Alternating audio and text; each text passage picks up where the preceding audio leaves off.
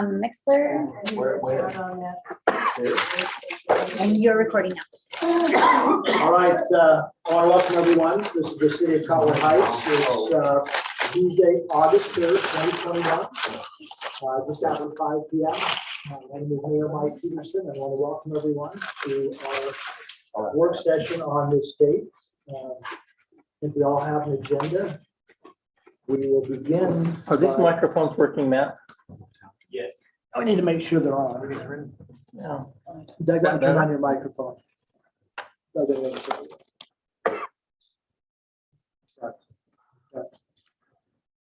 There you go. There you go. there you go. Super. All right. Well, it's like the mute button. All right, we're here. Gotta be better.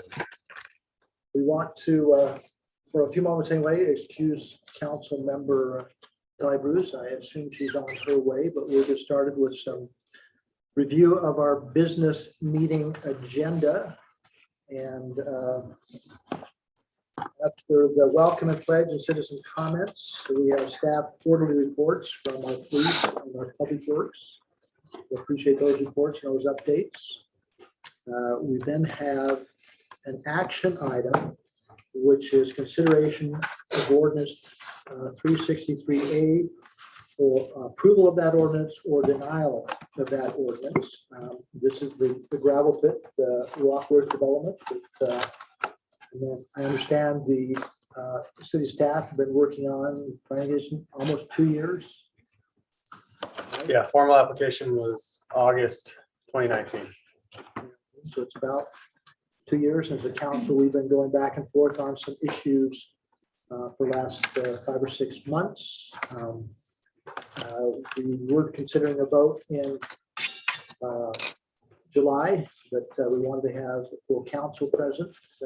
And so we had the frustration of the developer, of course, but we have it scheduled today. I know that there are 2 important points that at least I, as one person, felt were critical for me to be supportive. And from the very beginning, I stated my objection to the height of, I guess, the condominium. And the second was that we wanted to ensure that all geotechnical things with respect to the sleds ordinance were met and nothing would go vertical until those things are in compliance. And what I'd like to turn over to Mike now, and maybe give us a quick kind of summary, and maybe on those 2 points at least, and other questions from the council, the specific language in the ordinance that refers at least to those 2 points. That Yeah, thanks, Mayor. So we're not going through we're gonna not go through all the agendas, we're just gonna go like this. well, this is part of the agenda, reviewing the business meeting action item. So, Okay, I was just thinking we were gonna go through all the points on the agenda, do the staff reports, then go to Mike, because could we maybe put Mike at the end, in case we have lots more questions? Or yeah, or we can ask those questions now. I mean, that's I would love to reserve as much time as we have for this. So we can do like the other.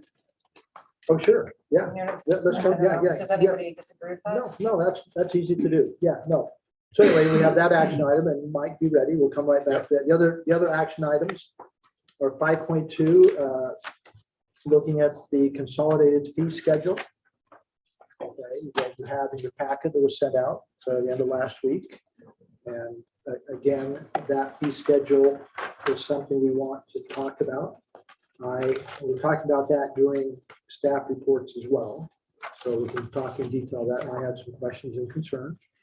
Item 5.4 is approving accepting a grant from Utah Division of State History. Okay, which is, so talk about that. I skipped that too, yeah, a very important one. 5.4 is it's a grant from Utah Division of State History where it's a $9,000 grant. We have some matching money. That's something we've done in the past. Yeah, and this is the CLG Certified Local Government Grant, and it's for the survey, the historic survey of residential homes. We applied for the grant. The historic committee was heavily involved. We talked about and had a match in our budget process as well for this. So this is to formalize that grant because we received the award for that. Yeah. Then 5.3 was something we talked about a couple months back, which is an amendment to the city manager's employment agreement to extend that for another 3 years based upon, based upon performance, but also based upon, it'll include a COLA, include evaluation every October, and then at that point, it would be a merit increase of 0 to 5%. And it's something that we dealt with previously in a closed session. I went through it. I think I sent everybody a copy of that. It's an amendment to the existing agreement to extend it for another 3 years. 3 years from October, correct? 3 years from October, right? Shane, did I miss anything on that? No, I think you hit it. Any questions on anything other than 5.1? If not, Did you say you had some on the fee schedule? well, we're going to talk about that during the work session as well. I started updating my computer, so I have my agenda right. On the work session, we'll come back and talk about that. And also that was tied to the Fiscal Recovery Act monies. I think those are related. So Mike, back to you so we can have a little bit of time. Yeah, So I'm sorry. I guess my concern with the order of this is that on the work session agenda, we have staff reports, right?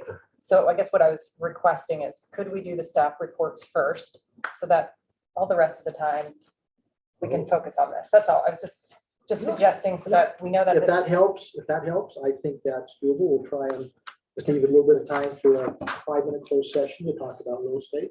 And I'm fine. It's all on the agenda, so changing the order is not a big deal to me. Is anyone else have a problem? No, because it's an important topic. So absolutely. Sorry, Mike. that's okay. Start, stop. I'm here the whole work session. So Yeah, the order to me is not critical. I mean, because the other option I would request is that we just table it, and I don't think anybody wants to do that. So we could have a special session just to talk about this topic, but I don't think that's realistic. So Okay, let's do as you suggest, and that is, let's move to staff reports. Then item A, Scott, are you doing that? I'm gonna, we're both gonna do it, but I'm gonna start and we'll just work through it. So this is in front of you right now we brought some recommendations forward. There's a little over $4 million that we're gonna receive through the ARP, American Rescue Plan Act of 2021. We've included in attachments the requirements and what is required as far as what we can spend the dollars on. We've given you some recommendations. Let me just explain the process. The reason we need to define generally what we're going to be spending the funds on is the state has requested that we provide documentation to them on how we're going to spend the funds. That doesn't mean that we're set in stone on these.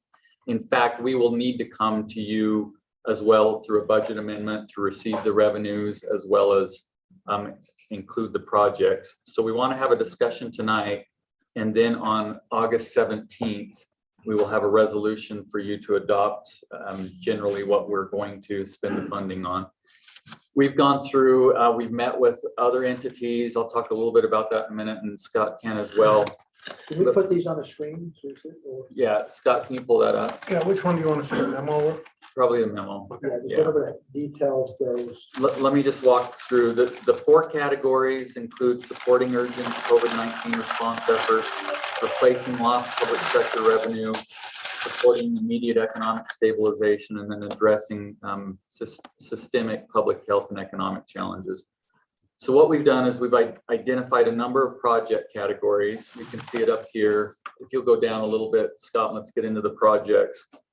One of the things where we're receiving funds that are above $750,000, we're going to have to do a single audit on this. You can utilize the funds to do that single audit.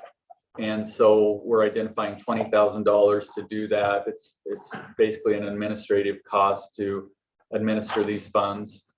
We've also included additional personal protective equipment purchases, public communication efforts, anything that we'll need to continue to do to help mitigate the spread of COVID-19.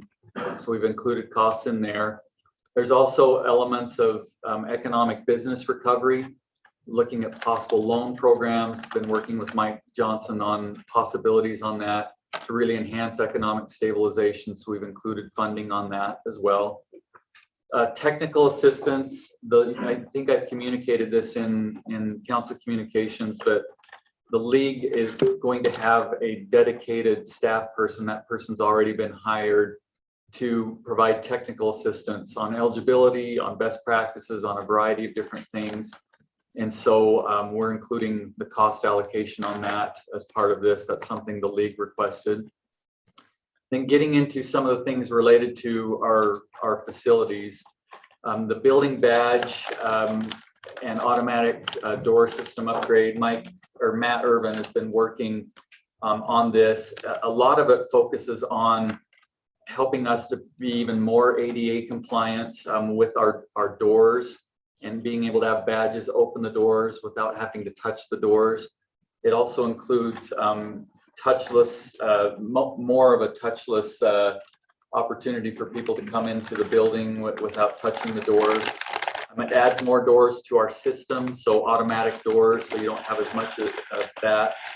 And also allows better compliance with our credit card payments as well with the security of the doors. So it's a new badge system. It's a category that is eligible under these funds.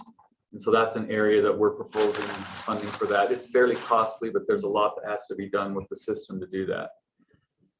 Then the other three bullets that you'll see, the Unified Fire Authority, Wasatch Front Waste and Recycling, and then the Cottonwood Heights Parks and Recreation Service area.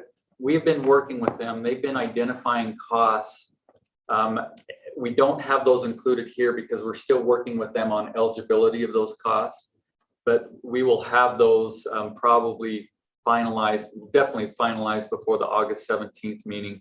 But we would recommend that we do provide some funding for their costs associated with COVID, and we'll provide more details on that. I know with some of these, there were funds, or actually they're moving to the lost public revenue. I know with the recreation service area, there was lost revenue. We're working with them on the calculation because there's actually a formula calculation built into the federal system that we have to work through on that. There may be some other broadband elements with the rec center, some costs on equipment and things that were purchased with UFA. So we'll get more details on that for you as soon as we can. I didn't want to include the numbers here yet because we weren't sure exactly on the eligibility on some of the things, and we're working through that. We did have a meeting with these three entities talking about what we're going to need. So we've been really communicating with them on that as well. And their end expenses need to conform to the rules. That's what's key. It's not just. Yeah, or we're on the hook for these funds. That's why we're really sensitive about this, that we make sure we get it right, because we don't want to have to come back and use general fund dollars to reimburse the federal government because we didn't determine eligibility correctly. So then another broad category allows for stormwater infrastructure. There's some projects that have come up just in the last few weeks that I've communicated with you.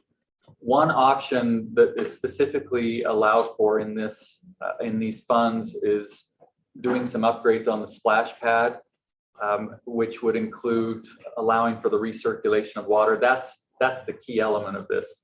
And so we haven't looked really close on the estimates. Matt Ship has actually done a splash pad in another communities. He's been involved in the process of engineering and installing that. But you can do a variety of things. The high end with the 500,000 is if you're going to actually recirculate and build the equipment to recirculate that water through the splash pad. You'd need to build a building and have the infrastructure in place. That's the higher end. We can do a lesser item, which would allow for the water just to be recirculated out onto the lawns. But there is reused on the lawns, but there is a component of that we would have to treat the water as well. So anyway, that's a category that can't have kids running through in diapers and have that wastewater go out onto your lawn. So you'd have to treat it no matter what. Yeah. So anyway, that's a category. We have had some, I mentioned this in the council communication, the Alta Hills Drive storm drain, as we were doing the what were we doing out there? Reconstruction, resurfacing. resurfacing. We had was it a sinkhole and Sinkhole on Alta Hills Drive showed Yeah. up. And so we dug and the stormwater is corroded significantly for about what, 150, 200 No, feet? no, it's over 600 Oh, feet. 600 feet. I'm Is way that off. galvanized? Is that what it is? CMP, corrugated metal, Yeah. or paper That's what it used mache to right be. now. Right. So this is something we need to address soon. And so that's a category, that's an item that we put in this that we want to move forward That's with separate that. from our normal, stormwater, Right. replacement plan. Right. All of these are in addition to what we had. Well, not the critical investigation. That was included going in and in the existing system and looking at raising buried manholes, cleaning, cammering, all of that was included in the funds. Then we have the Keswick Road replacement and also Timberline and Quicksilver Waterway. We've talked about that, but Keswick, Matt, will you just briefly touch on that? Yeah, Keswick is over off Creek Road. If you'll recall, last August, or was it the August before, where we had those heavy rains and we had a 60-inch pipe that broke and we had some major flooding. That is the Keswick storm drain line. And then working on that, it was also 5 years prior to that, the same line just above it broke. Basically broke, and it was We've spent a replaced. lot of money down on. And we Keswick. spent quite a bit on this, and in doing so and being in there and having that open, you can easily see that that pipe needs to be replaced, and it has been identified in the previous master plan as high priority, and it's identified again in this master plan as high priority. So that's where we are with that one. And these are costs that are estimated based on today's construction cost and what we need to do in there. When was that development built? The Keswick? Keswick, Oh, Yeah. gosh. that's been a while. It's like 30 years, 10 years? 20. Oh, it's well over 20 plus years. 25, I guess. It was So there when we moved. we've identified about roughly $2 million that could go towards the stormwater infrastructure with these projects. There's plenty of others that we can include as well. But what we want to do is come back with these 3 entities with what recommendations will be on that. And then we can formalize this, but we really like your input. If you feel like there's other things we should be looking at, or if you're concerned about any of these projects, we'd love that input before we bring it back to you in the next meeting. I expressed, I mean, the splash pad, obviously getting it, I mean, that was one of the concerns when we looked at it, was that there were some other regulations on having complete recirculated, just really drove that cost. You're saying that because to change to that, it makes it eligible? Because I had also thought, well, what if we changed it to a different type of water feature that wasn't as usage intense? Would that still qualify? We may have to look at that. I know the wording related to dealing with this with the stormwater and even the possibility of recirculating so you don't lose Okay. water, but we'd have to look at that a little bit closer. I mean, there are other ones. I mean, I know it uses a good amount of water. I know it's a lot of fun. We had a lot of people that have come in there, but that would be I mean, there's other ones that kids like just about as much, but it obviously doesn't qualify for funding. I was just shocked at 500,000 because I think the add-on for the I'm park shocked- was I'm shocked 200. at that too. I was not involved when it was designed years ago, but my quick response is whenever we're looking at a $500,000 Yeah. item, it definitely needs a thorough review and look at the various options. How we use the secondary water, how you retain it, because if you do it like a swimming pool, then you got to chlorinate it, filter it. Wow, might as well build a swimming pool, which is. Yeah, keep in mind, these are estimates that we're looking at. We would definitely do all the due diligence on it. But if you're building a building, if you had to recirculate and build a building and the infrastructure, it's not cheap these days, so. Well, yeah. But I agree with the mayor, Councilmember Bracken. It seems to me like 500,000, could you do something elsewhere from the beginning, or can you do something at, I mean, if Crestwood is an issue, like, can we make Crestwood? I don't know. I really struggle at 12.5% of the total funds would be used Right. for that. That's a lot. And I'd also like to know what is our annual water bill for that splash pad? How much do we really use? What's the? Ben had that. I Yeah, thought, I can get that to you. We get the bill, Because I do remember. well, we get the water and the sewer. Yeah, is, because I do remember that it was designed that it's only used when people are in it. You got the Mhm. solenoid you push and when comes on when people are there. And of course, it's a hit. It just really deserves a question and if or further analysis, because if we can improve on it and save water at the same time for a reasonable amount, then it's. not even it'd be interesting to considered compare this $500,000, year's use, Yeah, where we've actually limited the hours. Yeah. I was down there on Saturday, there were a lot of people there and having a good time. You know, but Oh, so you're suggesting some kind of a cost benefit analysis? Yeah. We could get some comps too, I mean, from other cities, because they've obviously either got this infrastructure already built or they're just running it Well, down when you into start looking at sewer. splash pads in the last 20, 30 years, they've evolved into a whole variety.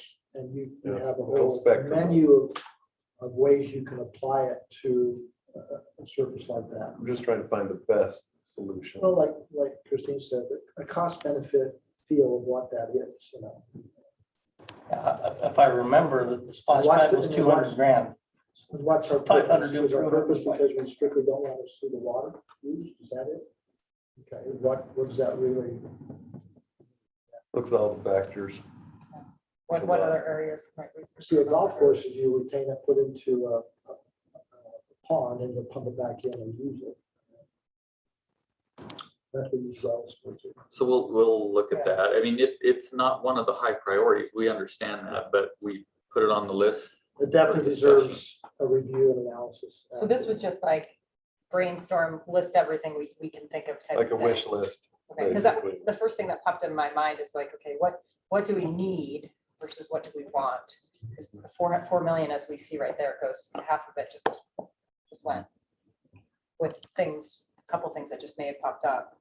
Yeah. They're gonna pop up again. And one thing I'm gonna throw out too, when we talk about next item on the agenda, is it's public funds, and if we're putting $2 million into stormwater, then I think it justifies lowering the stormwater fee to $5 for a couple of years until you do some of this critical investigation and then come back. It's a real, I mean, this is a windfall for the city. We've not been damaged by a loss of revenue. This is a windfall, take 50% of it, move it into stormwater, plus what we're adding ourselves. And then we can have stormwater fee at a more reasonable rate when you compare it to our neighbors. And then in the next couple of years, get real detailed after investigation. I guess I'm gonna one up you. No, I know. You probably know what I'm gonna say. I guess I see this as one of the other things that we wish we had more of during COVID was open space. Yeah, And which is, so well, if there's a way if we there could was. just keep the stormwater fee as it is at $750 and take some of the money we had, the $825, and move that to use an open space, I would feel warm and fuzzy about that. Yeah, it's pulling my heartstrings now. So with we can Sorry. talk about this with the fees, but with the one thing that's concerning is some of the last two projects, even after, or just as we were developing the stormwater fee and you were adopting it, we've identified two projects. One, it's cost $60,000 and the other one's $195,000. It worries me on what we have out there. And this funding is great because it's a bridge. We're still months away before we start collecting. I mean, Holiday still is not collecting. I have a meeting with Gina. And how long's that been since they adopted it? They adopted last year. Wow. So it's going to take some time, and this is great bridge funding for that. One of the options that you could look at is just not increasing that fee while we have this additional amount, because we built in a 3% increase each year that the council is going to have to consider. So those are just some things to think about with this. Well, and I think another variable, and Christine, raised this in my mind as she said it, that we have some real estate issues in our city that are going to impact our general fund, so. Are these loosely vetted for this money? Is this something, the 20,000, do we need to clarify that these will be eligible? These are eligible. These are Yeah, all we've eligible. vetted these. The ones that we need to work through are those three entities. And would open space be on that or that? It's not. Okay. It's not. Yeah, No, and that's a trick. The only way you can kind of do what you're suggesting is if it Shift it. replaces other general fund money Right. that we would have been spending. Okay. Like So- that 825, I think, was already budgeted for, right? Well, some of it has been, Yeah. things that we've already been It doing. was part of what we identified as project costs. and my understanding, that's what many municipalities are doing. Is looking for other wants/needs, and using this to help make that happen. And I think that's. But even the use for infrastructure, something you don't usually see. And I mean, even be able to consider some of this stuff.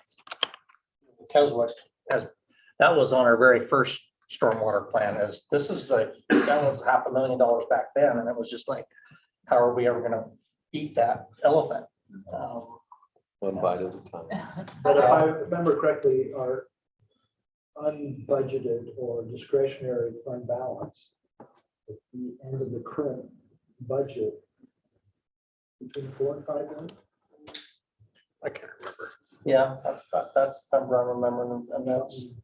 How long, this is following up on your question while we're waiting, the 825 that goes to the cammering, I know we've done a lot of that, but what's the timing on the results of the cammering? Because then we might realize that it could be 6 or, our estimates may be wildly low in terms of what we need to replace, which the 4 to 5 might be something that we also need because we have lots of big elephants out there. Actually, it was lawn chairs and tires inside the pipe. But But we Matt, actually saw. The process to camera and do all that work with the raising the manholes, it's, It's just, depends on how much we're tackling, but I mean, you're talking immediate results. Once we have, I mean, the results are immediate, we can see what's going on. But to get in there and change the plan around and reprioritize and do things of that nature, it takes it'd be at least a year out.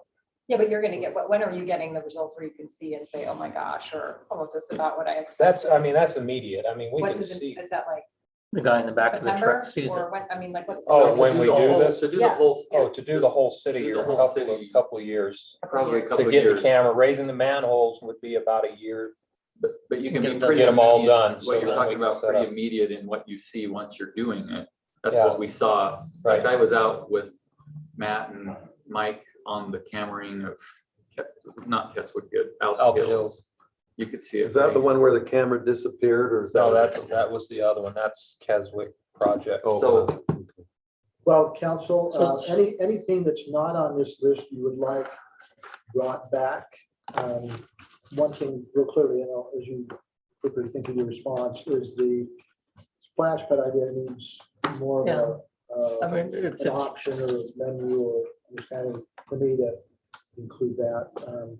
There, I'd like to I'm see, fully supportive, I'm fully supportive of stormwater items because I think that's something that we're committed to. We talked about that, even though we'll have a dedicated fee. This allows us to move that issue forward, especially with what happened throughout the state just this last couple of days. Yeah. My goodness, really lucky, Oh, yeah. so I think that's there. Doug, I cut you off, I'm sorry. I'm sorry. It would be very interesting to see our water usage because we have cold back, on the days. It would be interesting to see where that, Oh, the splash pad. the Yeah. splash pad, sorry, back to the splash pad, just to see where the numbers are. I don't know that that's a long-term workable option because obviously we'd like it and we know that it's during the summer months. Yeah. But it'd be interesting to see if we did a return on investment on that, what it comes out to and how many years out we go. Obviously, recirculated is great, but boy, $500,000, and that's, I know, an Well, estimate. then, not just that part of it, but then the ongoing maintenance. Oh, yeah, of it, yeah. When you circulation and filters and, swimming pools are expensive, aren't they, Mayor? well, that's why school districts don't build pools anymore. Too expensive. And the 120,000 for the building badge and automatic door system, is that a need or want? Like, is that we need this? Is it, or part of it is a need, some of it's a want? We're just trying to, It's a little both. But the ADA component, having the doors open, that's something that's really important. But the other thing is just with COVID and to be able to go touchless on most of the doors, that's why we've included in here. And we think it's something that is good to look at. So are we out of compliance on some or not? As far as ADA, ADA, right? Matt, what are we? Yeah, because like the best examples, if you worked it here, very few of the doors are public doors. So anyway, we're here, no matter what, we'll be out. So this helps us get more in compliance. So there is with that. the trying to do it touchless for the health part of it, and then there's ADA. and that wasn't built when the building was built. It's just, because the building is so new, it just seems strange that we're not. Well, that's what I said. Well, Is it that's out? what is a need or want. Yeah, and one of the things that did happen as we were designing was the. From years the back. Construction costs. I mean, we got the land at a really good spot, but the construction, they did what they did this year. They just went up and up and up and up, and all of a sudden, so we were looking, so public ADA access is there, but what, honestly, what Matt's saying, if that's a detriment to being able to hire somebody with a disability, then yeah, I think it's worthwhile. Well, I think it's just getting more information. Are we out of compliance?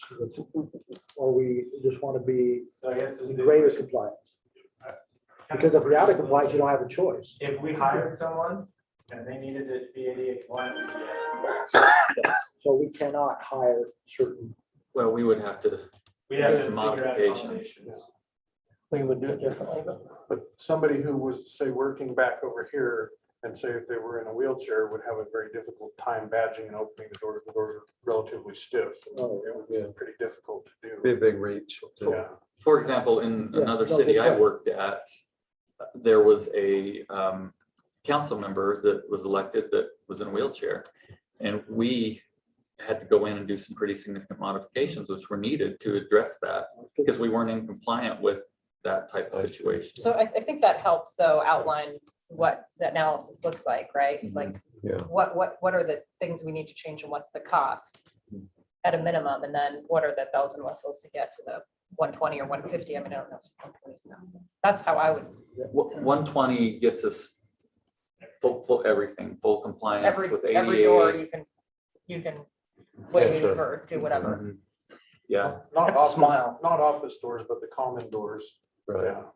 Interior not route, but exterior. so they can transition from area to area. that's why the ramp is in this there. It's because we needed a way, as what Tim was saying, if there was a council member or someone who needed to get up to the dais. Otherwise, it was sticking it in the room, and that's what we worked around on that plan. Other suggestions for Tim on this subject? Again, It's there's a $4 complex million enough. I $4 million appreciate over there's two, suggestions, but but everything that we agreed to do still has to then be then budgeted, shows the revenue and expenditure, just like our normal budget process. Yeah, and we've already received just a little over $2 million. We got half that we got First tranche. just a few weeks ago. And then the other half is approximately a year out. They wouldn't know the exact time. And it has So to be spent by, it has to be spent, or in the case of a capital project, entered into a contract by December 31st of 2024. So we have roughly 2.5 years, not quite, but So is that money, the 2 million in escrow or something, or how does that we just hold it in basically a prepaid kind of a count? account. it's Yeah, like our other. But we don't touch it until we, yeah. It's unearned funds at this point in time, and then we, in a sense, earn them when we incur the expenses. apply. So Scott, back to my question then on our unobligated fund balance at the end of this year. Yeah. That is about 4.5 million. We estimated at 4,417,000. It probably will be slightly higher than that. The sales tax revenues are Is that coming in. before or after the required retainage? That's after. So that's that's what, the so funds for that the are available. council, we look at it, there's 4.5 million, which is above beyond the other dedicated The funds. that are- 6% we've got reserved Yeah, plus the the reserve and the PTO, PTO. yeah. So that 4.5 plus, we're getting another 4. Yeah, eventually, yeah. Yeah, and again, we realize too, by looking at the long-range financial projections, we do have every year certain costs that are gonna go up Yeah. substantially. But the other four would not have the strings attached to it, obviously. Well, that's general fund money. Right, right. If I can do it every year. So it gives us more leeway for that. All right, that's good to know when let's move to the next item unless somebody has something else they wanna add to the menu for this expenditure. One thing I will say real quickly as we transition, that wherever we can use these funds to offset general fund to strengthen that fund balance, gives us more discretion going forward. All right, consolidated fee schedule. Okay, so this, oh, Go ahead. sorry. Didn't mean to interrupt you. Yeah. This item we've included as part of our budget process. Back in the fall, we had an intern that really went and did an evaluation of all of our fees, working with each department, getting input, and then doing comparisons with other municipalities.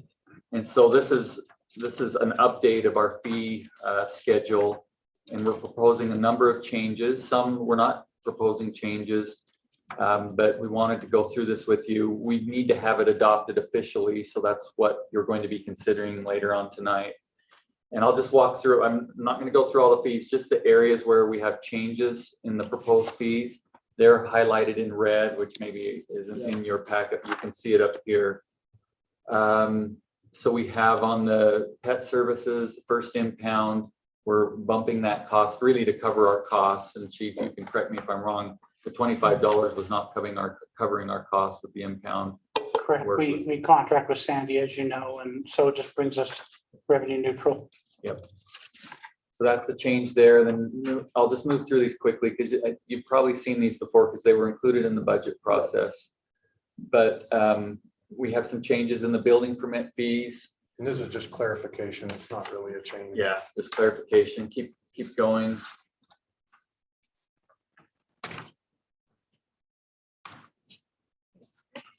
Then we get into the commercial licensing fees, so some minor changes here related to this. That's important to know because we're going to have no charge to us. I think we talked about that during the budget process, which is. Yeah, so the rationale with only commercial business licenses is we, in our office buildings, a lot of times we'll get ownership changes and businesses moving floors or moving suites. And they require an ownership or a name change or a location change required just as much, the same procedure and process as a new license. Just never charged for it. So this, again, just covers the cost of processing those changes as it would a new license. Okay, then going on to the, I think transportation is next. We have a number of changes here. Matt, you want to highlight any of these? They're just updating. We did some comparisons with other cities in the charges and. Remind me, we can't charge, we just have to make our best estimate as to how much it will cost us, and you have to stay within that parameter. Exactly. Correct. Exactly. Yeah, Shouldn't be a profit center, or can't it be. can't be. Yeah, it can't be. So you see changes to the right-of-way permit application, inspection fees, re-inspections. We have charges per day per lane, which is applicable with what we've had happening recently. And the inspection fee, I'm sorry, I'm not very well educated here. Does an inspection only cost like $50 for us to have somebody go out there? Now what? It says up well, to 3 inspections. Yeah, it's up to 3 inspections. What we have, the way we operate, when you take out a right-of-way permit, you're doing the cut, the inspector will go by and mark it out for the cut, still go out and make sure they're making it. So they'll do, depending on the length of it, we'll do 3 inspections on a typical right-of-way road cut. And we hire that out? Or No, we're that's doing it in-house. internally? And so, That's our cost. marking everything up, Yeah, we're it's- at $50 an hour, including gas and everything. It just seems low to me. I don't know. That's probably pretty close, because that's about the full cost of like a police officer doing work is about $50 an hour. So it's gonna be pretty comparable with the public works individual around. All- that all in, $50. everything, Yeah, all in. It- Overhead and Yeah, I mean, it would include a little bit of gas and that. I mean, you're not gonna burn tons of gas, maybe $5 of gas, in an hour, that kind of stuff. It would have enough to cover that. I think it. Anyway, so there's others, weekend inspections, road closures, I've already mentioned that, you keep going. Stock work order fees. Anything you want to add on that, Matt? No, that's one of those that is really a hard, trying to give them a hard slap on the wrist, because this is when people will go out and just start cutting the roads without letting us know. It's not an emergency situation, and we find out either by word of mouth, the resident might call and ask, because we can't be everywhere on everything, or they might hit a water line, or they might do a lot of things. So that is really what that is. That's the stop work order. And the others, the stop work order is just when they're not following regular, what the permit requires.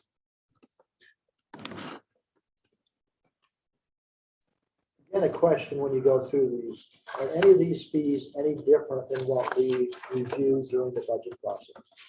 No, they aren't. Okay, so these are not, okay, yeah. Yeah, And one follow-up question, this will be my last, I promise. No problem.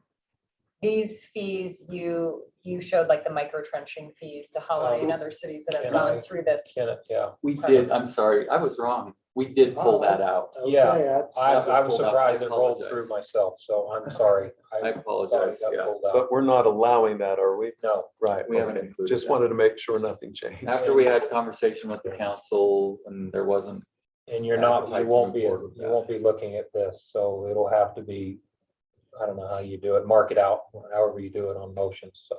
Yeah. When that comes up, yeah, it's not. Oh, it's not on the other, there. okay. We took that out. So Apologies on that one. This section here, the mic, Yeah, that whole thing should come out. that is in there. oh, it is, I thought we pulled that out. Okay, I'm Okay. wrong. Yeah. I thought we'd done that. So when we take all the no Yeah, charges fees or out Something not permitted. and then we add these in, do we know what that will bring back to us in a given year? I It mean, just depends on the amount of work that's going on. right, but It's we like don't have an building average or permits. I mean don't or something, estimate. just, I know it's Budget, very, I don't- but, well, that'll help Yeah, our budget. I don't know the numbers of these kinds of work order things, Right. and things that happen, so I don't have any estimate. We didn't change our budget from a fee But perspective. it'll help us though, it'll help us down the road. Possibly a little. So the micro trenching would, we will not So- include that because it's not, So Allowed. when we look at this, that's we'll pull, excluding that. yeah, and I'll clarify that in the business meeting. And I apologize for that. So.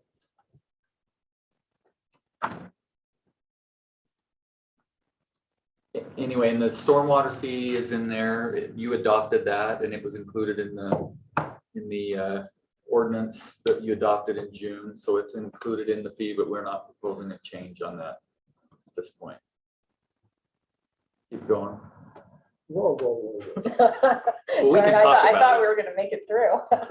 We can talk about it. That's fine. Well, no, Well, that's variable too, right? I mean, if we can use some of that, or do we want to leave that static? at well, that's 750? the question. This is already adopted. It's in our Right. budget. And then when you vote tonight for the consolidated fee schedule, you'll again ratify these fees, I guess. Mhm.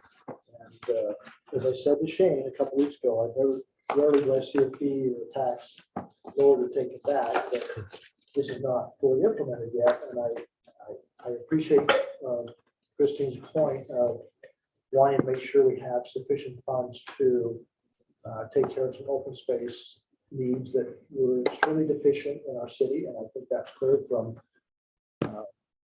Andy's master plan. And but it seems to me like with the $4 million coming in, if you take $2 million from that, you can lower this fee slightly and still meet with that $4.5 million of public funds that are sitting there. We can still take care of some open space needs along with our CDRA funds, et cetera. and push this, implement it. There's no question in my mind. The dedicated fee is valuable. It's important. Taking that $2 million and putting into it, we still met everything our staff has recommended or suggested during the budget process. It's still not put the fee at a somewhat higher percentage than most of our neighbors started with initially. But again, I say that, but if you as a council still want to stay with that, I'm not gonna lay on the floor and kick my feet, but I owe it to myself to express that position, and then Guess I'd need to see your cheat sheet of the levels of what they were bringing in. So if you dropped it 25 cents, it's about 50,000. Dropped it $2.50, the fee, it's about $500,000 a year. So $2, if you dropped it from 750 down to 5, it's $500,000 a year that you would not be collecting. Keep in mind, some of the other cities, Mill Creek adopted one higher than 750. Holiday adopted one lower. And then it varies clear up to $13 down to roughly, I think, a little bit but we're $4. like about We're- 70th percentile. It had that strange curve and we were right in this We're part of definitely that on curve. this side of it. I think it's important, I think it's important that we consider that the stormwater fee does still not support the full expense annually. We are still pulling from the general fund, correct? Subsidized. We're Yeah. we're still subsidizing it. So at 750, we're still not keeping up. And so, yes, we do have this $4 million, but I have to admit, when I sat down here the first time and we looked at the budget and realized that we needed to go out for a tax increase, and we all struggled with the amount and even doing that, we are in a great financial position right now. Staff can see that our budget is strong. They don't need to worry about, I mean, I can remember we had to make a decision to give an increase for cost of a living adjustment. We're in a position now where if we need to do that again, our staff doesn't have to worry about that. And I think there's signals that we could give to our community and our staff that says we are financially fine. Yeah. And I don't remember that always. Not because there was anything done prior to me joining. No, just the first because- year we were here, you're right, when we went through the whiteboard incident, but again, $500,000 for the next 2 years also sends a message to our residents that we are sensitive to the impact on them, even though some will say it's very minor. It still sends a positive message that we are frugal. At the same time, we have more than met the recommendations from our staff on stormwater. Now, if you're saying that we're still subsidizing, I think that's semantics. I mean, the general fund is for anything. Well, subsidizing, I mean, what about roads? What about parks? Well, I What mean, about police? we're I not mean, fully funding our roads either. We could bring that up. That's why, that's my point. I guess my point is, so here we have an opportunity where we're trying to not even keep up. We're still at a shortfall. We're roads that are a shortfall, and yeah, we have 4 to 5 million, but our roads can explode and our stormwater can explode. I don't know. I just feel like from a fiscally responsible perspective, that we should try where we can. And I understand we have lots of residents who this is going to be an enormous burden for. But I think the flip side of that could almost be worse, because at least it's known, like, people will know, like, this is what it is. Yeah, and I think we've sent a strong message that we're taking $2 million from this, plus probably over $1 million from our funds, and we are putting a higher percentage into it than we've ever done by far. And then within the next 2 years, as this research is done, you get more information, you can create that 5-year plan like we've done in roads, and we'll never have enough money to do all that we can do. And we've got another 4.5 million in there if you feel you want to add more to stormwater or to roads. The other thing I was going to mention, Mayor, is we still have a collection fee no matter what else we add to it. You know what I mean? So if you're paying 36 cents, if you lower that fee, you're still going to have that collection fee no matter what that The is. overhead is. You don't want to get it down so low that you're still paying that collection fee. You know, it's just We don't have a lot of time, and I'm not going to beat a dead horse because I appreciate and respect everybody's feel like opinion. horses though. We don't want to beat a horse. So let me How do you want? I would, You got there's no two parts. defense at all. There's You got There's no two parts. defense at all. The money that we're talking about now, the ARP money is one time. Mm-hmm. It's also short term. The stormwater system is infrastructure. Long-term. It's not going anywhere. It's going to be there for years and years and years and years. We hope. I'd hate to take way too much back and then have to come back and go through the same argument. Well, we're not going to do the 3% this year. We've got to do 25% or 50% increase because it was not enough. Well, it's automatically billed in every year. There is some, and I guess I would probably say I would rather get into it a couple of years and say, we don't need to do the 3% this year. We don't need to do the 3% this year because what we found is, No, we found that inflation itself justifies that build in, and I support that wholeheartedly. I just think we started a lower amount for our constituents, and I think we've still met every expectation we've outlined to the last year by doing that. But again, I'm still gonna be supportive of you guys, but I do need to say that if people feel differently, I can live with it. I'll move on and still support green space and other things. So, Oh, does that mean, did you just give me a quick for a quote or something? no, I'm saying, I think we just wanted to do that as well as this. Yeah. Yeah. So you want to leave it at 750? I would probably, right now, I probably would, and then I would Okay. evaluate it.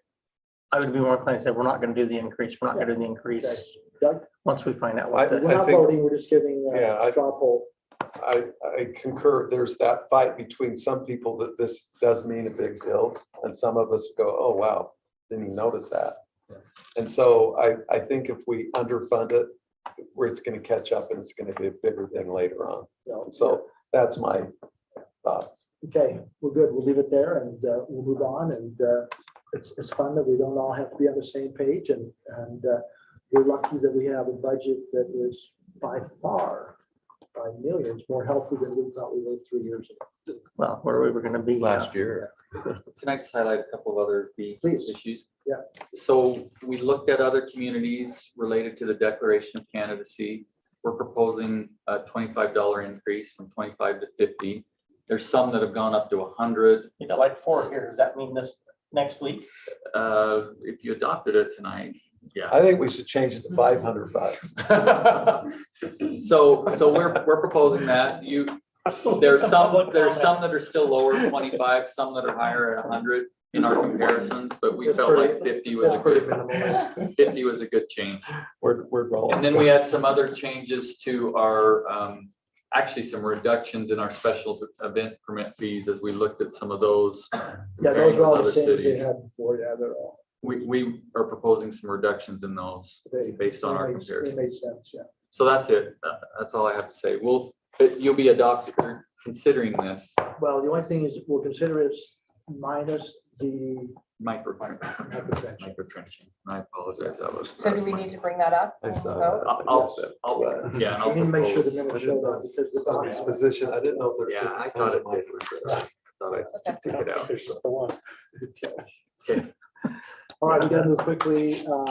No, not too quickly because we have an important guest here. Talk about sustainability. So Samantha, our associate planner, sustainability analyst, and let us know where we are in the sustainability plan. Great, yeah, I will come and fill this vacancy next to Heather, if that's okay. That's how you know how you're really rate. Then nobody has to shift. Okay, so I'm here tonight to just give a really brief update on our sustainability action plan, and I'm going to share just a few slides. We'll leave plenty of time to go through the business meeting agenda here. Okay, here we go. So just as a brief refresher on the purpose of this plan, this is a plan that encompasses sustainability goals and policies for Cottonwood Heights, Holiday, and Mill Creek. It aims to really coordinate these efforts for our whole Tri-City region to provide a consistent vision for the future as we continue to move forward, to clarify the things the city is looking at in terms of sustainability and doing for our interested community members, and to also help us qualify and be eligible for some of the sustainability grants and incentives that exist out there. So also just reviewing the timeline, this has been kind of an ongoing project that I've had the pleasure of working on. So back in summer of 2019, our 3 communities signed an interlocal agreement that agreed to collaborate on sustainability through a shared staff position, which is me. And then I was hired and we started working on a sustainability action plan. Over the next year or so, the 3 cities provided feedback on what should be included. We heard from council, we heard from staff, we heard from community partners, and we also researched precedent plans from around the country to get kind of a feel for what we might want to include. And then pretty recently, in spring of 2021, we came to each city council and got feedback from all of you on what should be included in the final draft. So kind of a near final discussion. And now here in summer, we are bringing the plan back for final discussion and action. So that's why I'm here tonight, to give just a little bit of a final review before it comes back to you for a vote. The scope of this plan is pretty high level. It's kind of challenging because it has to simultaneously be general enough that it applies to all 3 of our cities, while also being specific enough that it accurately captures what each city is passionate about and interested in. So with that kind of caveat, keep in mind that some of the things in this plan may be more applicable to one city than others. Some cities may say we've already kind of done that, or other cities may say that's not a priority. So each community can determine what areas they want to focus on and at what speed or timeline is most appropriate for their processes. We anticipate that staff will continually use this plan to make recommendations on maybe what areas of sustainability we should focus on. So most recently, after spring 2021, we did get some really helpful feedback from each council, and this plan has been scheduled for final discussion this summer. We anticipate action by each city late summer or early autumn as meeting schedules allow. It is scheduled for August 17th, so your next meeting for action here in Cottonwood Heights. So just to go through really quickly, the final changes that were made, I did include a copy of the final draft in your packets, so that is in there if you want to look it over. But to run through these, in the city context section, we had the joy of adding additional projects to each city's list. It's been so fantastic for me to see all the amazing work that's been done for sustainability, and it was great to continue to expand those lists as I learned more. In the development section, we added some language relating to kind of considering adding solar and EV infrastructure during development processes. In the energy use section, we updated the language that addresses the community renewable energy program to encourage program engagement rather than strict participation. For landscaping, we edited the tree inventory language to specify that we'd be coordinating with other agencies on that effort. For waste management, we incorporated a consideration of recycling market development zones in our cities. And also added language that referenced some fantastic existing water conservations from our utilities. And then finally, on the plan partners list, we just added a few more community partners and updated some staff titles for accuracy. So not a really expansive list there, but some really helpful feedback that I think strengthened the final draft significantly. So that's really the update I have to share with you on that. It will be coming back again on the 17th for your vote. So just wanted to kind of prime that discussion and give you a little refresher before you see that on your business meeting. But is this one that each city adopts the identical document? Yes, yeah, that's what's anticipated. So that's why it's been kind of a multi-year process of getting feedback from one, getting feedback from the next, and then incorporating it and coming back. So I feel strongly that the final draft addresses the concerns from each city and addresses the fantastic ideas they had. But it is anticipated it would be the same plan for all 3. Yes. And you had a board meeting today? Yeah, so I had a board meeting today for our community renewable energy program. And that's again our program that's a partnership with Rocky Mountain Power to provide the option of net 100% renewable electricity in our city. The mayor is our primary board member and I'm the alternate for that. So that initiative has been kind of ramping up and we'll continue to see more on the rate-making process as months roll on. But any questions on this that I can answer before it comes back to you next time? Well, again, just knowing where we were 3 years ago, wow. I think you guys deserve more credit because there were so many things you'd already done, but I think you're in a really good spot. Not just what we've done, but you bringing it together, you representing us to Mill Creek and Holiday, and you make us look good to them, which is appropriate, and I mean professionally. with respect to your ability to articulate and get into the detail of this. And I've heard nothing but praise about our efforts. I think that's why they've continued to fund part of this collaboration. Yeah, it's been a really, I think, natural and positive collaboration. There's so many similarities between the three, and it's, Yeah. I think, a little bit of friendly competition too, to kind of encourage one another. Yeah, So, yeah. great. Well, it'll be back in a few weeks, but All right. I do have one just overarching Please. question. Oh, that I've sure. always wondered, in terms of like your interaction with the different departments, the Yeah. city, and is there, when we're deciding something, are you feeling like you're being engaged in those Yeah, discussions? So absolutely. like, I just think of one example, I think I shared with Tim, it's like the bags we use for flooding. oh, Right? yeah. Like those are just the most Uh-huh. awful things in the world. Like, so I just wonder if that interaction is happening. It does, Which is great. and I think people are still, I haven't been here for that long, so I think people are still getting used to me being around, but I have been so pleased to be asked for my opinion on a lot of things, and I always have something to say, so I, I like it when people give me the opportunity. And she was asked for her opinion on the bag. I so was. she Okay. did, Encourage you to send back. some research, yeah. They Yeah. Yeah, don't they degrade? no, there's Oh, they don't? limited alternatives, but did provide some feedback on that. So yeah, there's been a lot of opportunities for engagement. I would say more so in Cottonwood Heights, since I am really, housed here.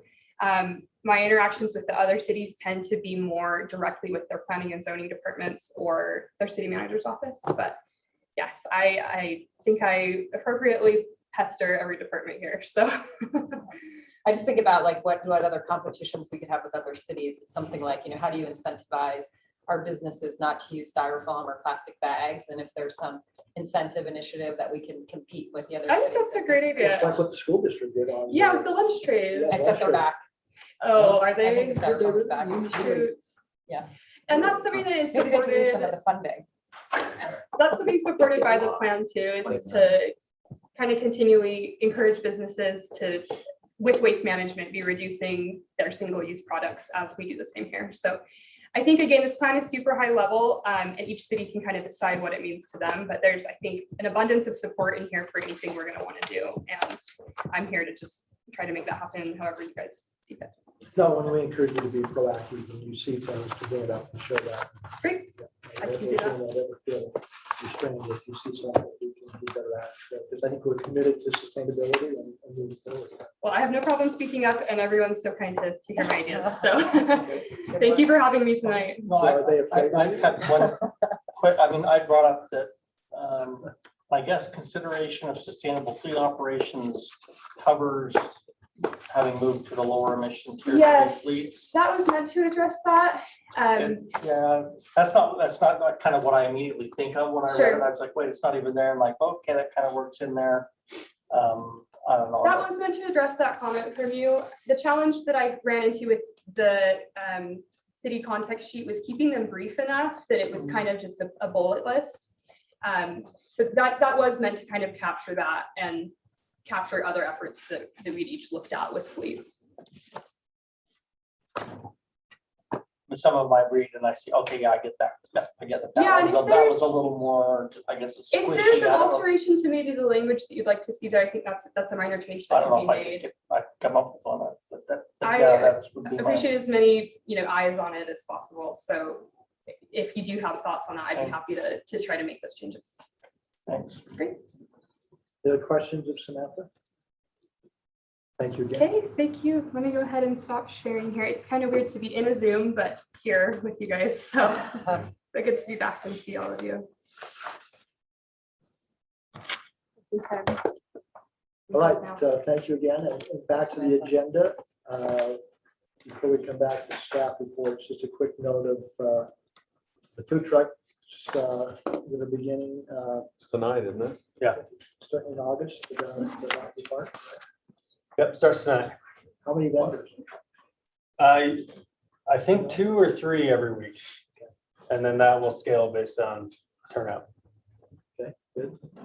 National Day of Service on September 11th, which we're participating in helping various communities, neighborhoods with that on September 11th. I'll have a closed meeting in a minute. But before we do that, let's go back. Can I just mention that this Thursday, we're having an open house on Ferguson Park. I mentioned that in Oh, council 5 o'clock. communication. Yeah. And 5 p.m. we've reached out to residents in the area with a communication about that, and I've had some good input, positive input, actually. Okay. So anyway, Yeah, that's 5 p.m. right here. Right? correct. 5 to 7. Hello. 5 to 7. So I can't do that.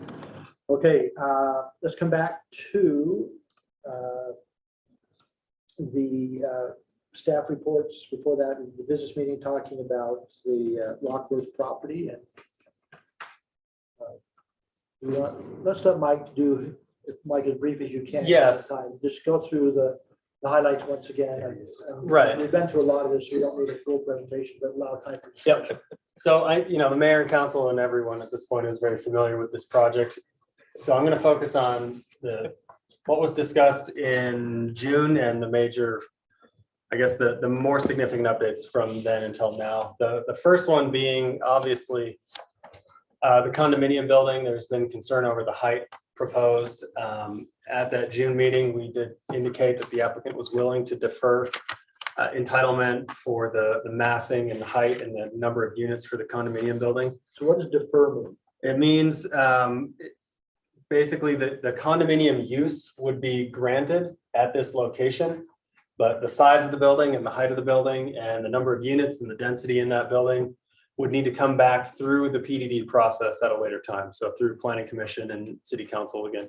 When you say size or footprint stays the same, that's granted, or nothing No. about it is? The location, the general location is all that's, and the use is what's granted. The exact footprint, the height, the massing, the Density density is worrying. would all come back. And it would be an amendment, correct, Mike? Yeah, it'd be The way I an read it amendment or an is- update to the PDD 2 ordinance. I'm not sure I love that. I'd rather just vote on it.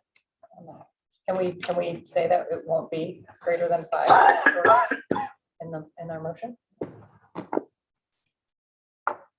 Well, I'd have questions that, to me, it would be no greater height than existing structures in that, No, in the Cottonwood corporate area. But that's, Well, I don't think the footprint's gonna be able to change much either. No, it could get, yeah. Because of It's the pretty geotech, constrained. right? And that's the reason it's there. So what was the answer to that? Sorry.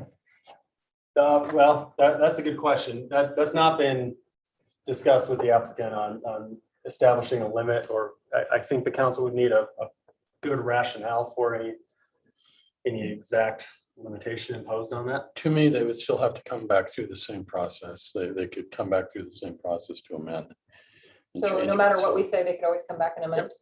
Yes. Well, any but the point ordinance is can be that they amended. still have to get approval to build anything. So this would, and this, I have a phasing plan. This is the last phase, so I think this would, be a council proposal down the road quite a ways to come back and tie up the final height and unit count for that pad.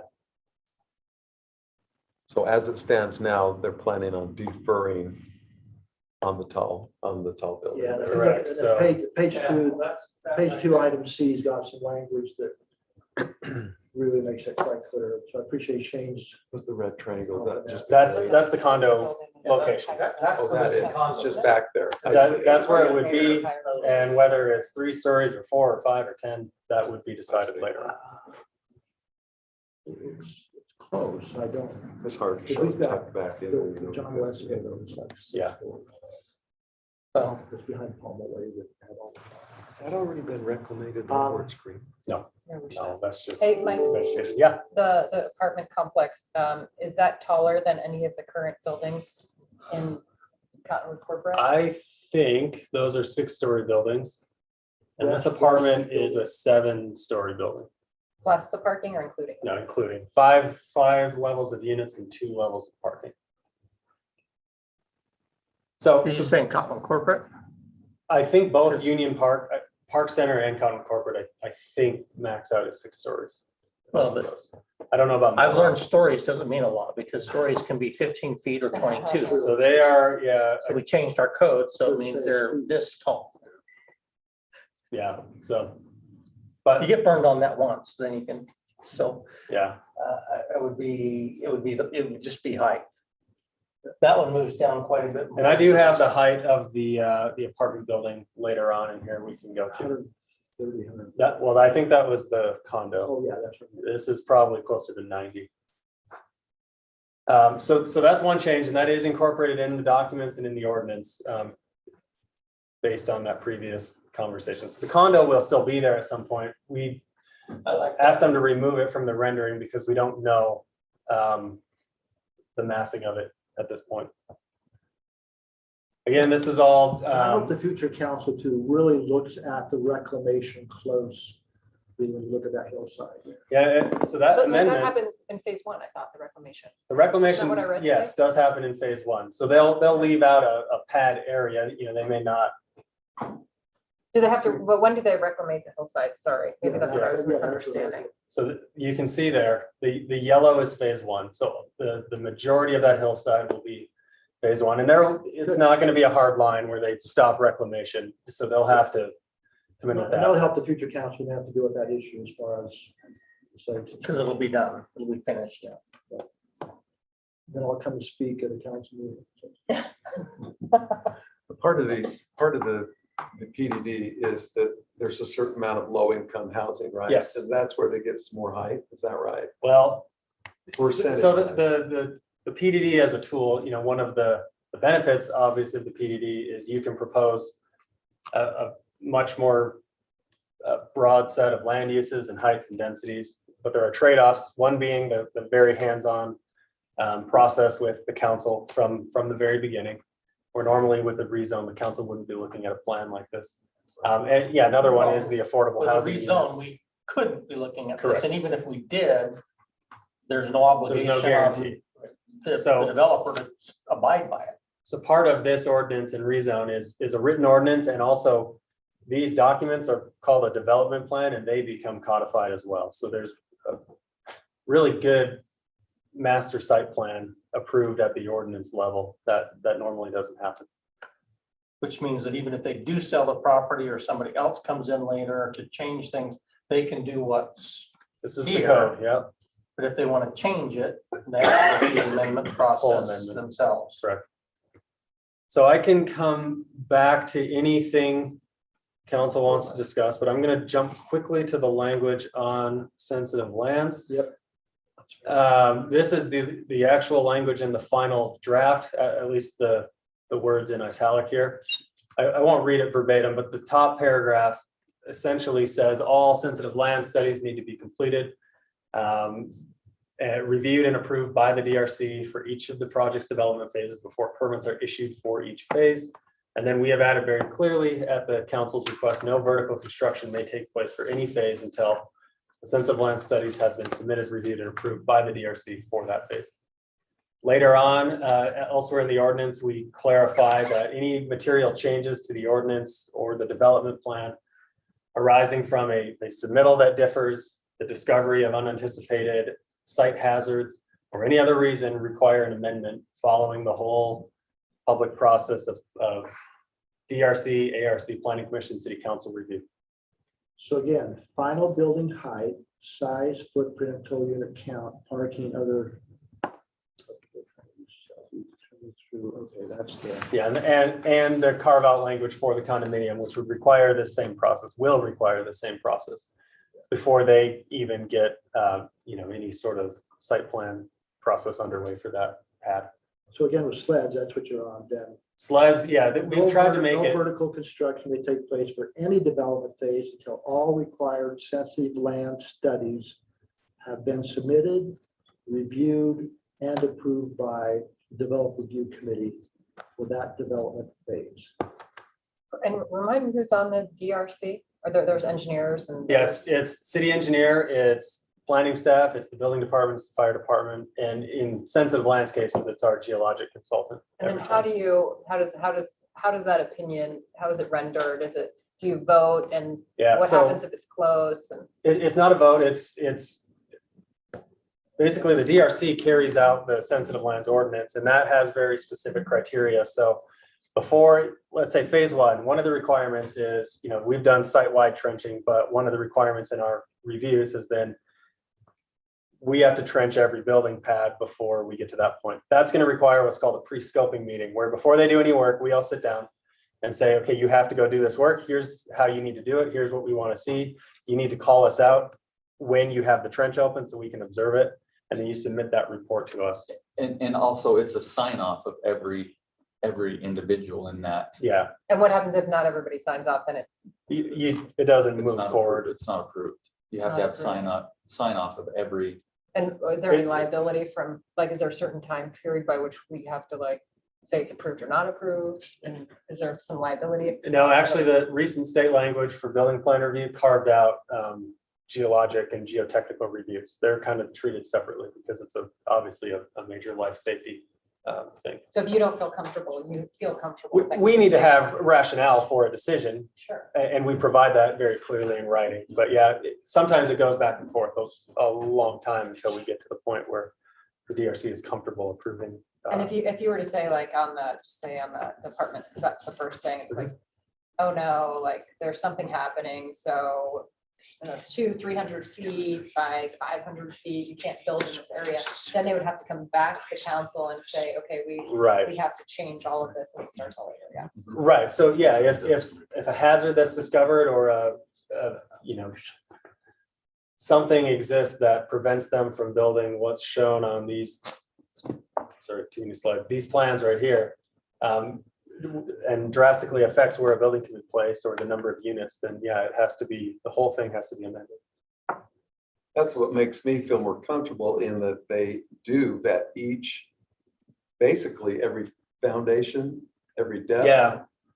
Yeah, and that's it's a common procedure to do this. You do a site-wide 20-acre hazard report to identify all of the known hazards or anticipated hazards the best you can. And then as each phase comes in, you have specific project engineering and detailed grading plans and further studies to verify that those first reports were correct and to provide the data we need to be comfortable to sign off. And looking at, and looking sort of backwards, we've done Giverny, which was a pretty, I think, significant project in our community with all those homes in a tight time period. Then we've worked on the hotel and the Canyon Center development. This is like going to be that times, I don't know, 5. I mean, it's in scope of bigger project. In your minds, do you feel like you and your staff and Matt and his staff, do we have the staff to be able to manage those individual buildings in addition to everything else that you have going? I mean, like, do you feel confident that we have the resources, we can spend the time? Yeah, based on the timing of those previous large projects, those are all kind of at the sunset of their project. So our review at this point is mainly. Yeah, I'm not building saying that, I'm permits just saying inspection. based But yeah, on the time you spent Yeah. on Going those, forward, going yeah. forward. Yeah, absolutely. Giverny was 20-acre site, different hazards, but Sure. same process.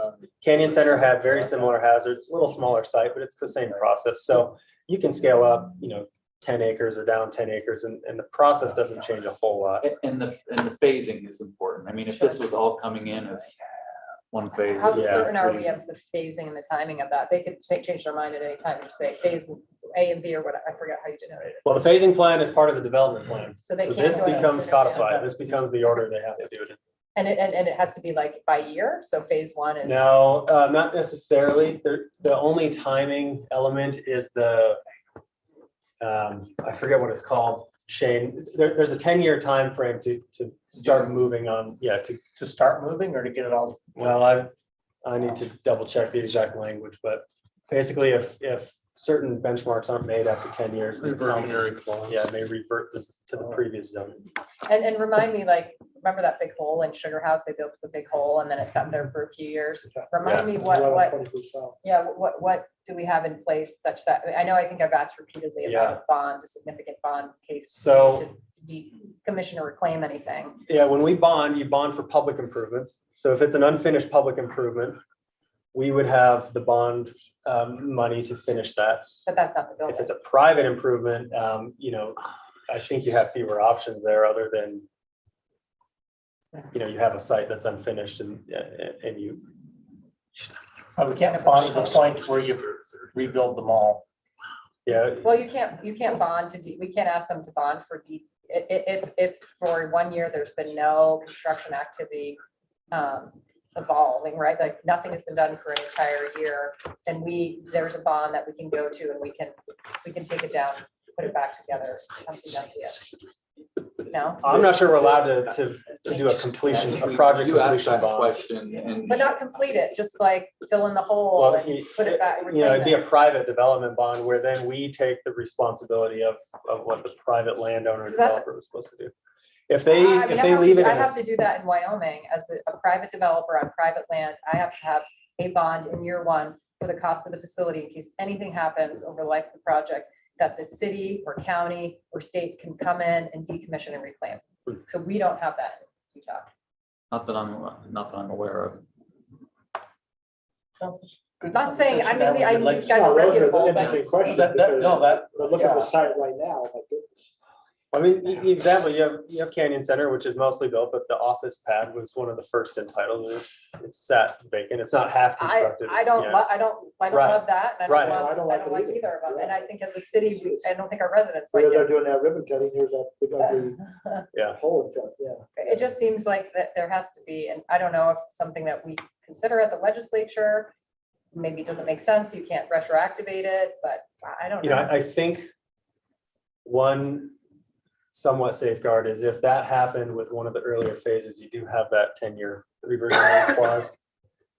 Where, you know, unless the developer completely goes under, which I don't think we anticipate here.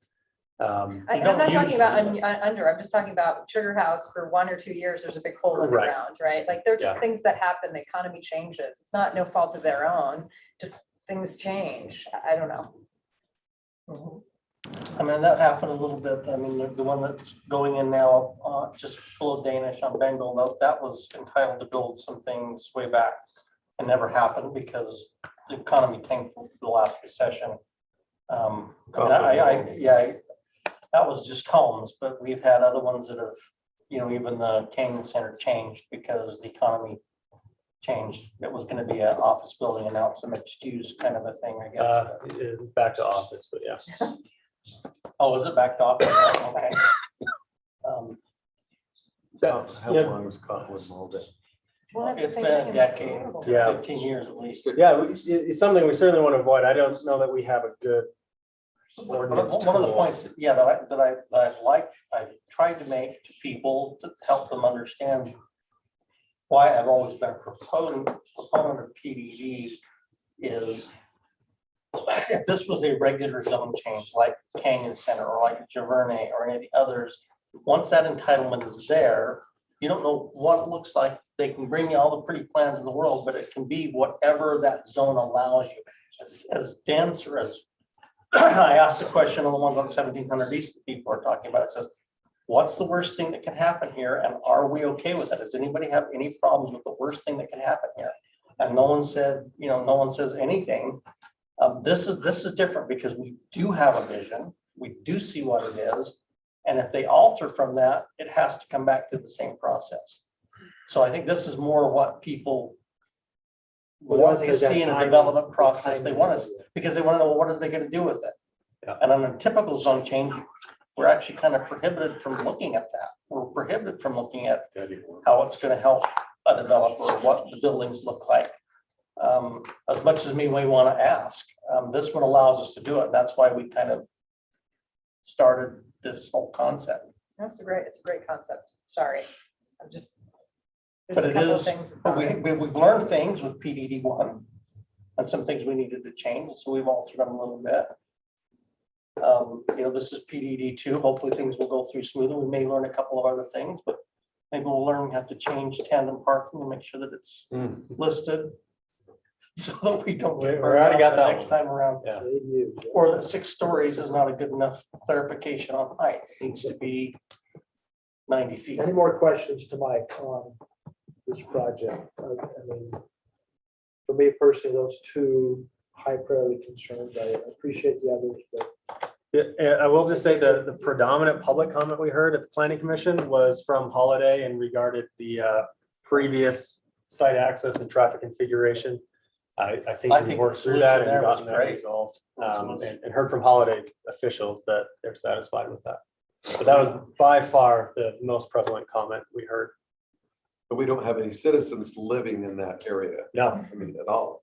Not yet, Right, at the building departments. right. no, city boundary is the, the Right. edge of this property. So before we vote, can you tell us what the tallest building in Cottonwood Heights is compared to the apartment, which is 5 stories plus 2-story parking? Because I have slide on my You phone put here, it but I on, don't have what was feet it? or anything.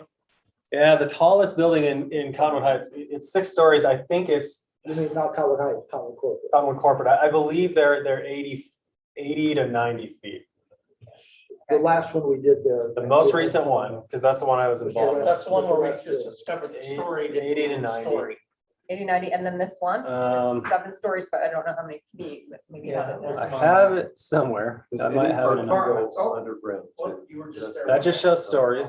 Just shows stories. I have it on a different document. I'll find it. Standard residential story though is 12 feet or, That's a tall That's residential tall, story. yeah, if you well, go, I mean, by the time you had all the in-between things, yeah, it's but I can- still tall. I mean, I With don't air know how to conditioning build on things. top, put a wall around it. 9, 10, 11 maybe. So With that's your- 55 plus 3 things of parking, you're gonna be about the same. That's 88. Usually 90. when you enter, sometimes that first floor is higher. For the- Yes, I know, because I've had to park the SWAT van at the Salt Palace and it only fits on the first level.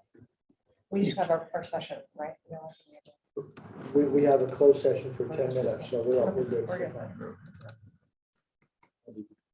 How about that? What's your way to scale those, or you look at? Well, plans? yeah. I don't know why they're Because I good. used to know that number too. I have it. I just don't I have it. remember Old Mill 4 because that was like, that was the tandem parking, was like a whoops. Oh, We didn't think about that, or that way of thinking about it, but that's And that's it. That's the nice thing about being a legislative body is you have the discretion to handle that if you think about it. But once you codify it, no, you don't. it's up to the administrative thing to interpret it, and the judges lean towards the plaintiff, not the That's legislator. why I wish that we could do it one building at a time rather than all of these buildings. But they can it's come back it's and amend fewer it than anyways. 100 feet. Because I do think the parking levels are not quite as tall.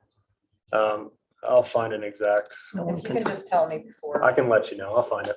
what current Yeah. is versus what It's is. pretty It's pretty close. minimal. It's It's not, probably, it's not material difference to me. You know, if you looked at, I think if you looked at the 7-story apartment building and the office buildings next to each other, they wouldn't look drastically different. But I think as the mayor has described before, it's likely that whatever we allow here is gonna keep going that way. So we just have to be okay with it. I just. Yeah, and the 7-story building there's is more restaurants, but is about the same height as the the processing tanks that are sitting out there right now, which Really? don't look big when you drive by them. You're seeing So from so a the distance. context is critical The there. context is the tank is this wide and. Yeah. No, I get and it. I get it. Massing is, yeah. Yes. Thank you. So Yep. you're gonna get back to. I'll find it. Yep.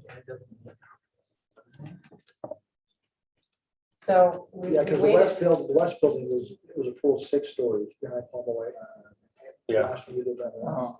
Yeah, and that was a more critical Oh, yeah. 6 stories. Right, yeah, it's still, they were big stories. And we don't know Right. where Tally is. We tried to make sure everybody's here. I Oh, don't recall her letting me know that she's gonna be gone, but maybe she did, but I don't remember. But we don't know if she'll be here for the well, We'll just Yeah. proceed, yeah. response though. Okay, any other questions of Mike? No, I appreciate, I know it's been this process specifically was drawn out there. COVID got involved. But it was nice we were able to get back. Yeah. And removing the condominium, I think sped that up so the developer, because of some of that leeway, we can give them an answer a little bit sooner. But still properly vet that building when it comes through. I don't know if that'll be any of us here at the table, but you'd have to have faith that your council would. And I don't know that they can build those simultaneously right now. That's anyway. that's years Pretty out big before project. they do that. So you're gonna have and it'll look different. So that may inform the decision. Yeah, we need to have a closed session talking about another important topic. So I would entertain a motion to close the work session and move into a closed meeting to discuss litigation from the acquisition and the character, professional competence, and physical or mental health of an individual. We'll talk about real estate, Just for real estate or for all those things? just real estate. Okay. Okay, listen up, Doug. Listen up, Doug. You got to be ready. Okay. I can't be ready. Doug, no, yes, you can be ready, but you'll be ready. Doug quits bugging you.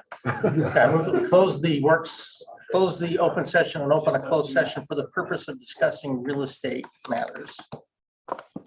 Moved, I'll second that. moved and seconded. All in favor, say aye. Aye. Aye. Any opposed?